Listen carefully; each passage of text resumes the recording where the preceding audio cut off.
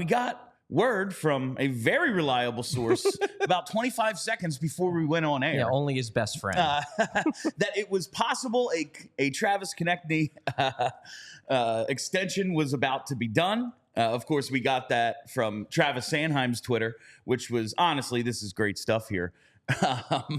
But it looks like it's confirmed, Charlie. Do we have the details of this Travis Konecny contract extension? He is not going to be traded. He is not going to go into his contract year with only that remaining.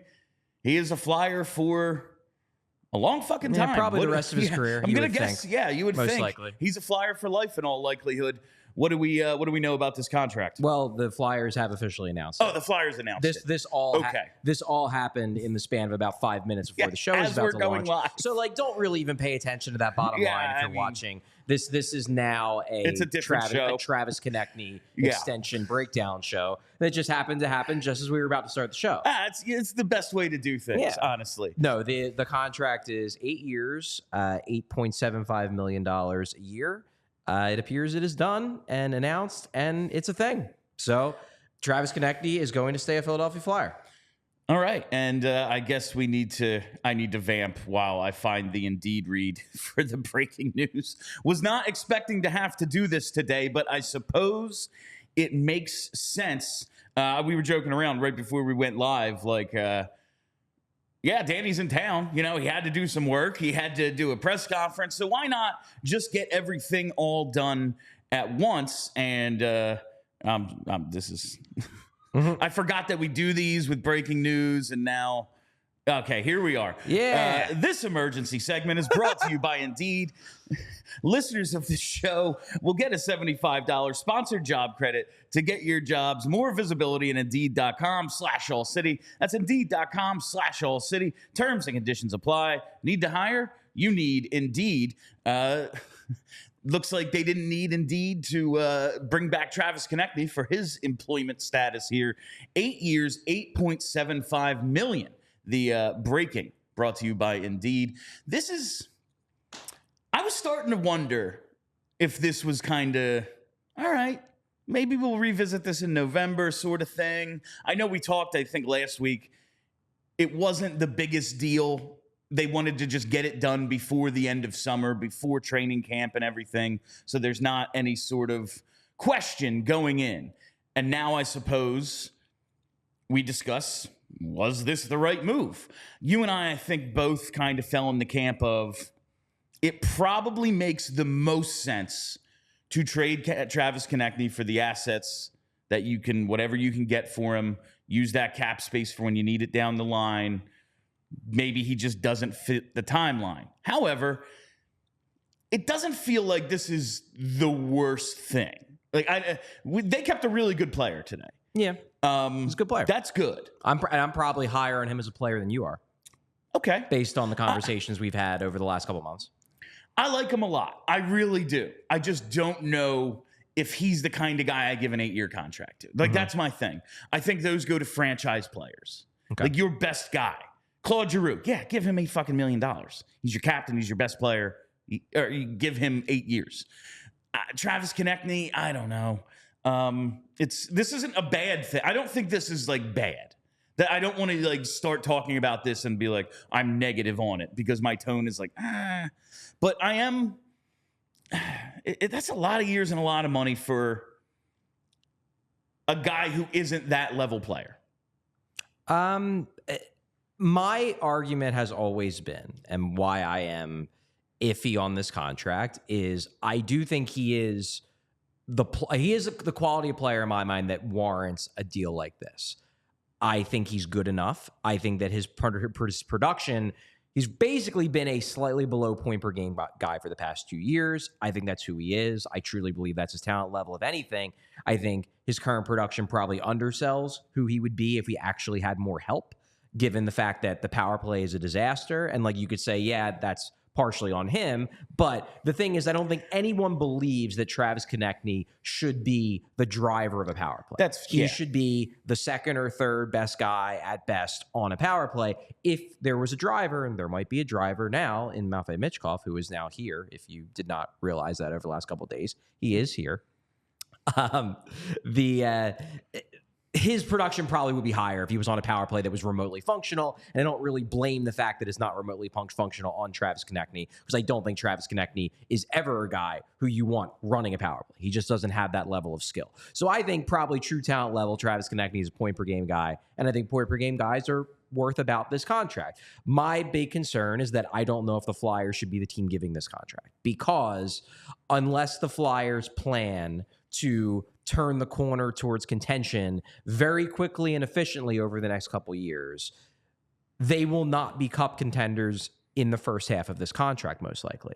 And if they're not, then when they're going to be needing Travis Konecny to be this version of Travis Konecny is when he's going to be in his his early to mid 30s. Right now he's 27. When this contract kicks in, he will be 28 going on 29. It's an 8-year contract, so when this contract ends, he'll be like 36. I am worried about the back half of that deal. I think the kind of team that should be signing this deal is a team like the Devils, because the big comparable has been, and I don't remember off the top of my head, but I think it's about this, is the Timo Meier deal in Jersey. Jersey should be signing a Timo Meier to that deal. I know they were bad last year, but they are a team that is going forward right now. And hey, if Timo Meier sucks for the final 3 years of the deal, whatever, the present is what matters. My thing is that for the Flyers, I think the future is what matters more. And I don't think you're going to be getting full value out of the good years of Konecny's contract if your ceiling during those years is team that can maybe make the second round. Mm-hmm. So I don't think this contract is bad inherently. I just don't necessarily think the Flyers should have been one to give it to him. That said, I do think Travis Konecny is a really good player, and they kept a really good player. Just for bookkeeping here, Timo Meier, 8 years, $8.8 million. It expires when he's 34. So very much a comparable contract, yes. And that's what they pulled off here. I just wanted to look up Travis Konecny, like where he ranks in the league over these last 2 seasons. By points per game, he's 0.95 points a game the last 2 years. That is the same as Jesper Bratt and Matt Barzal. So it's mid-40s. He's 44th ranked in terms of points per game in the league the last 2 seasons. Okay. That's really, like, he's a top 50 forward. That's really good. And he's a top 6 player on pretty much any lineup in the league. You know, I just feel like they're going to need that $9 million at some point. Well, but their argument, I've made this case on the show. Their argument is that if we let Travis Konecny go in 2-3 years, when we need better players to surround Matvei Michkov, we're going to have to go out and sign or trade for a Travis Konecny, and we're going to have to pay him this much money anyway. So why not keep the guy who we know fits? I get that argument. I do. I think it makes a little more sense, though, when you have the core pieces already in place. It's like, you are going to maybe need to go sign that guy if you move on from Travis Konecny. But, like, you still need to sign other guys and trade for other guys. Maybe they draft them. Maybe Jet Luchenko's the 1C of this team. Maybe they luck into a 1C next, whatever it might be. But, like, if you had those core pieces in place, like, that's why it makes sense to me for the Devils. Like, yeah, we have Jack Hughes. We know what we're doing at that position. We know what we're doing at 1C. We know what we're doing at 1D. Now they have their goalie. Like, those core pieces are in place, and there's just still so much unknown for where the Flyers are. I just don't know if it makes a ton of sense. But again, I don't think the rebuild is ruined. I don't think they're fucked. Another 50 years without a cup. Like, that's not what I'm saying. I'm just like, is this the best allocation of assets? I don't think it is. I think our general view of this is that, like, and this was going back months, was that neither of us would sign him to a deal like this, but the Flyers are going to. So, like, you just kind of, like, we knew this was coming. We knew they were probably going to re-sign Travis Konecny, as I've said on multiple occasions throughout the summer.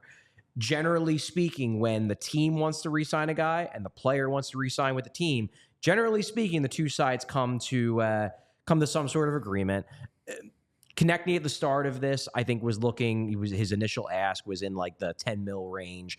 Obviously, people online freaked out, understandably. That would have been a crazy overpay. The Flyers looked at him more as like a low 8 kind of guy. So they met someone in the middle. And it certainly helped the Flyers that the contracts that were signed to similar-ish players came in, I think, lower than people expected them to at the start of July. Like, I'm very much thinking of the Sam Reiner That's contract. the one. Now, Yeah. like, granted, Sam Reiner is re-signing with a team that just won the Stanley Cup. He gave them a bit of a discount. I'm sure that the tax thing plays at least a little bit of a role in lowering that cap hit a little bit. So it wasn't an apples-to-apples comparison. But had Sam Reiner hit the open market and signed a 7-year, $10.5 AAV million contract, it's much easier for Travis Konecny to go back and say, yeah, I mean, maybe I'm not worth 10, but I'm worth 9.5 a year over 8 years. Like, to be damn sure I am.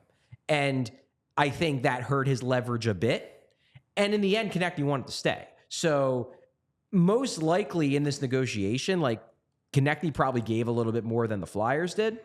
That said, again, my overarching point is I'm still not convinced the Flyers should have been the team that gives him this deal. And I say this as someone who thinks very highly of Travis Konecny, who thinks he's a really good player, thinks he's a better player than I think you and a lot of people on social media with in Flyers world think. I think he's a really good player. I am skeptical that this was the smartest move for the Flyers given their timeline. Yeah. The only way this really works, well, there's two ways this really works. Number one way is just that he ages really well, which, like, hey, could happen. It happens. It's harder for us to envision that scenario playing out after watching what happened to Sean Couturier before the contract even freaking kicked in. Yeah. Like, it's just, you're like, You know, the last time they made one of these big bets on a guy aging well, the guy blew out his back before it even started. Yeah. And now we don't know what he is. But guys do age well sometimes. He could age well, and he could still be a 70-point guy, 80-point guy when he's 34, 35 years old. That's possible. And then all this, consternation about how he's going to age will be proven foolish because he aged really well. The other way it works out, and this is possible, it's just that goes back to the conversations we've had over the last couple of weeks about this offseason being a missed opportunity, is if the Flyers turn the corner quicker. If Mitchkoff this year explodes as a rookie and scores 90 points, and then you're like, oh man, they have their superstar already. You don't need to develop him. He's already a superstar. And instead of waiting until the summer of 2026 to make big moves, we're going to use all those draft picks we stockpiled. We're going to trade for a Trevor Zegras type. And we're going to, find a way to move out some cap space and then sign a big name free agent because it's time to, put the gas pedal to the floor here and just freaking go. Then the contract for Konecny kicks in just as you're starting to try to compete. Then I think it makes sense. I'm just skeptical that any of that's going to happen. It could. Just skeptical it will. My best guess... Those are outlier outcomes. My best guess is that the Flyers, if the rebuild goes as they most likely expect it to, they're not going to try to be contending for cups for at least another 2, 3, 4 years. And that's 2 or 3 years into the deal. That's half the contract. Yeah, not half, but it's a not as significant portion. It's a moderate fraction of the deal, whether you want to call it a third, a half. But like, if it's 4 years from now, but still, I will say I do have this perception of him as like maybe not the most durable. And I don't think that's fair. I made that argument to you. Outside of 22, 23, he really's never missed a ton of time. His rookie year, he missed some time. And 2 seasons ago, he missed some time. Like this year, he missed 6 games. That's well within it's a contact sport. Yeah. Guys get banged up. Yeah.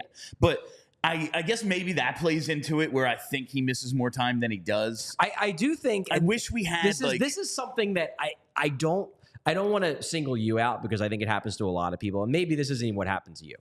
I just think that a lot of people, because of the fact that the 2019-2020 season and the 2020-2021 season had fewer games than 82, it has sticker shock because you look at the games played and you're like, oh man, that's 3 seasons. He played, 50, 60-ish games. And you forget that 2 of those seasons, they only played 50, 60-ish games. He missed like 2 games in those seasons or something like that. But it looks like if you're glancing at Hockey Reference, it looks like, wow, he must have missed a lot of time, when in reality, like, everybody missed time because we were in an unprecedented global pandemic situation for 3 years. 1920, they only played like 66 or 68 games. 66, I believe. The team that played the most was 69, I'm pretty sure, and it was like all varied. Yeah. But yeah, I just thought he missed more time last year. When I just looked up his Hockey Reference, I was like, oh, 6 games. I thought it was like 10. No. But no, it's definitely possible he ages well. And we talked yesterday. It's good to have veterans around Matvei Michkov and these developing young players, not just Michkov, all these guys. People do love Travis Konecny. He is one of the boys in the room. And it is important to have like competent players around young guys to help them develop. Like, it's very hard to develop if you're passing to someone whose skates are on the wrong feet, Like, it does definitely help if you don't take, because they're not tearing it all the way down. If you keep some of these guys around, I get it. I just am constantly thinking like, all right, so Sanheim's here, Couturier's here, Konechny's here forever now. How do they get the guys they still need? Well, like, that's the question to me. But I guess my view of that, I'm less concerned about that because, number one, cap is going up dramatically. That can't be ignored. Number two, I don't want, like, I'm not saying it's impossible to do. I don't want them going out and throwing $14 million at Leon Draisaitl anyway. Like, even if he becomes a free agent, because I think spending that much money in free agency is fucking stupid. So, like, I don't want them to go that path anyway. What I would much rather them do is use the players they have to make trades. And then, yeah, you're eventually going to have to sign those guys to extensions to be sure. But, like, I don't want, it's not that big of a deal to me to like stockpile $30 million worth of cap space to go out and spend big on a big name free agent, because I don't like spending big on free agents anyway. Listen, I think you saying you don't want to spend it on Draisaitl is insane, but typically the players that hit free agency, it's a bad buy. What I'm saying is, I don't want them to go out and like, well, we're just going to throw the absolute bag at the one superstar that hits free agency and offer $3 million a year more than everybody else to make sure they get it. Basically do the old Ed Snyder strategy. I very much agree that in general, that is not a good strategy. It would make much more sense to trade for younger guys who haven't hit that plateau of, well, shit, if you want them, it's going to be, 8 digits. Or if they But you have to pay them eventually. You have to pay them eventually. I mean, like, look, I would love it if they were to go out and trade. Obviously, this isn't going to happen because he just got re-signed. But, like, the guy who I always bring up is, like, my, like, white whale is Quentin Byfield. Like, get a guy like that. They're not going to, because LA isn't stupid and they just extended him. But, like, yeah, go out and find guys like that and then watch them turn into superstars.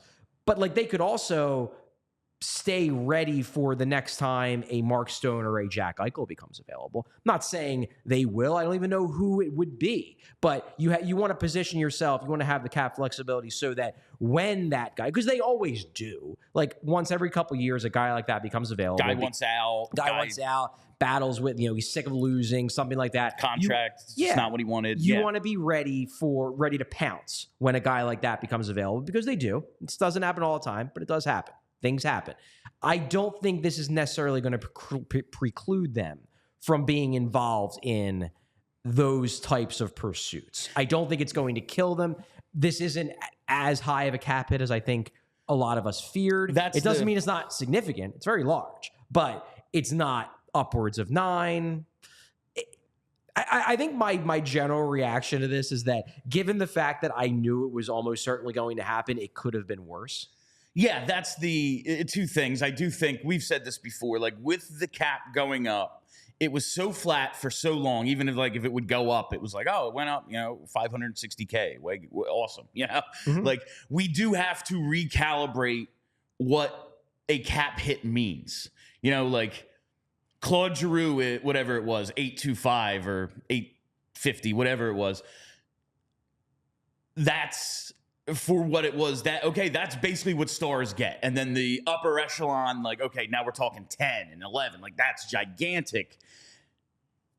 with the cap going up, it's like, yeah, 14, that's not going to be an insane thing to think for Draisaitl, who's not even the best player on his team. But it's what, like, we're going to have to recalibrate that. And I will say, when you told me the cap hit, the sticker shock of, oh, you know, I thought it was going to be 9.5, 10, because I haven't really seen Danny like win a negotiation yet. I don't know if this is a win for him, but it is not the. It's not a win. It's not the oh fuck.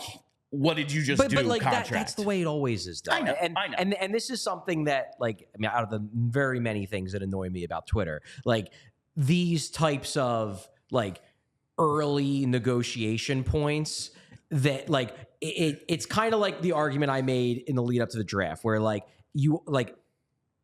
It's like Lucy with the football. Yeah. Like every year, the insiders tell you top 5 picks, top 10 picks are going to get traded, and everybody convinces himself it's going to happen and gets mad about it or gets excited about it. And then every year it doesn't happen, and everybody's like, I don't know why it didn't happen. It's like, because it never fucking happens. Yeah. And just like you just build yourself up every year only to get the football pulled away. It's kind of the same thing with this stuff, where like the early numbers that come out in rumors are always overshoots. Yes. They're always overshoots and they're undershoots. And what always happens every time is that the overshoot number comes out and fans on Twitter lose their goddamn minds. So he's not worth that. That's insane. The Flyers are stupid, or whatever team is doing the negotiating is stupid if they would even consider it. When in reality, yes, they would be stupid if they considered it, because that's the ask from the agent. Because the agent, if you even hook the agent up to a lie detector, the agent even knows his client isn't worth that, or her client.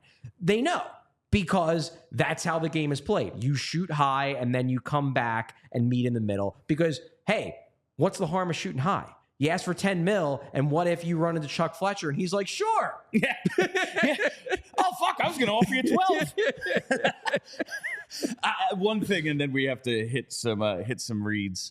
This is like something I said right when we were going on air. Based on like total value here, is this the richest contract the Flyers have ever handed out? I think it probably is. Yeah. Unless...